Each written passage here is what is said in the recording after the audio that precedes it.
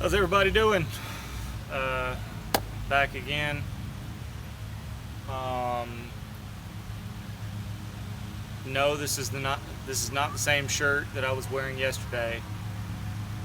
Yes, these are the same shorts that I was wearing yesterday. Don't judge me. You know you do it too. So, and I'm also barefooted. But I'm not going to be able to do that much longer because of the stickers. We have stickers down here. I don't know if y'all have stickers where y'all are at, but they're not bad right now, but they're about to start hardening up once it gets a little warmer. And my feet are tough, but they're not that tough, man. They're not that tough. So, all right. So this is what I wanted to talk to y'all about. I finished my Poulan 5200. This is a 5200 with a 8500 recoil, the upgraded 8500 recoil, and I also put the black clutch cover on there, and I also put a counter vibe sticker on there before I thought it through and realized you wouldn't even be able to see it, but hey, it's on there anyway. So it's just kind of a murdered out Poulan 5200. So and I acquired a couple of these big bucking spikes a while back, and this is the one I picked up for myself. I got another one for somebody else,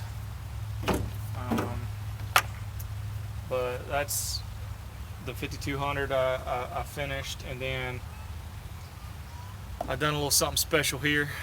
I'm gonna let you listen to the 5200 real quick, and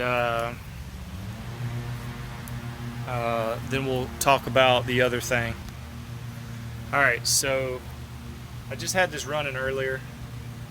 I just put some new mounts in this thing. There's a company making aftermarket lake model mounts.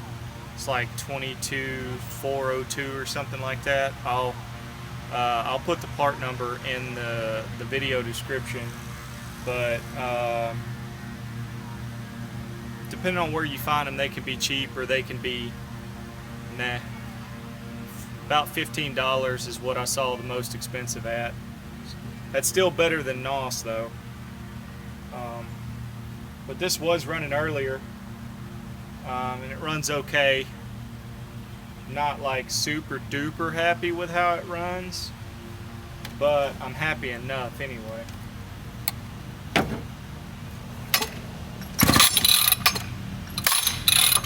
These recoils are, I hate them.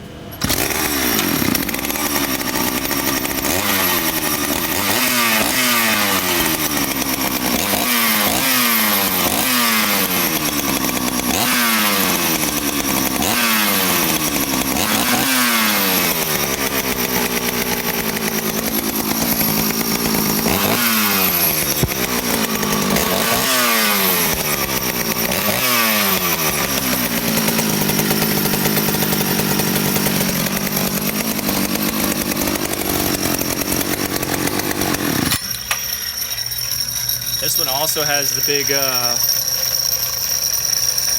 cast iron muffler guard on it. I had to I brazed this handle right here because it was broken, and had a metal plate that bridged the two pieces, and it was screwed in to one side, and then you put the other screws on the other side and it held it in really solid. So wasn't that big a deal, but I brazed them together with the piece attached, so that way it would all stay a unit and I wouldn't have to worry about it. You know, not being able to find the piece again. So brings me to my next topic here. I was needing a carburetor for my 4200 because I was swapping the carbs back and forth here on these two, and I was going around in my shop and I passed by a carburetor. And I looked at that carburetor and I was like, man, that carburetor sure does look like it would fit. So I got to looking at it, and it turns out it was a Husqvarna 2100 CD carburetor. This is what it was. So what I did, knowing what I know about carburetors, is a lot of these HS models around the same time had the exact same main body, just different linkages and all that kind of stuff. So what I did was I pulled the throttle linkage out and the choke linkage, because that was proprietary to the Poulan setup. And there's the Husky linkages, and these are the Poulan butterflies. I left I didn't reuse the Poulan butterflies. I wanted the Husky butterflies, so I used the Husky butterflies on there. I just took the linkages and also the nipple. So I pulled the nipple out and replaced it on this.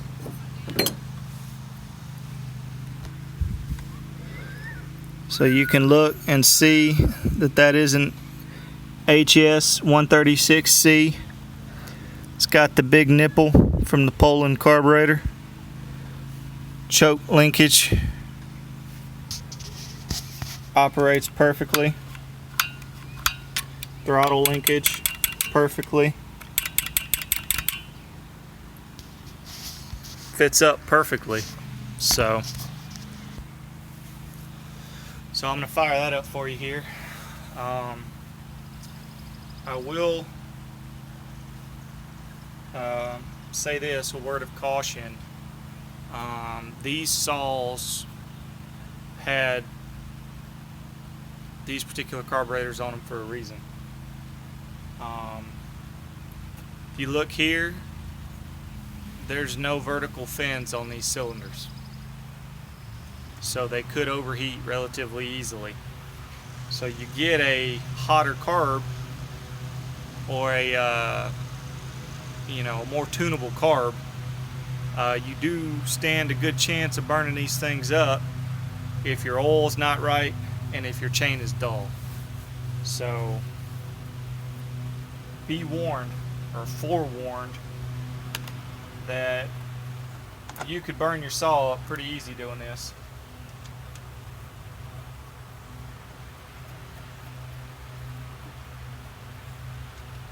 Put this back on here and then I'll fire this up.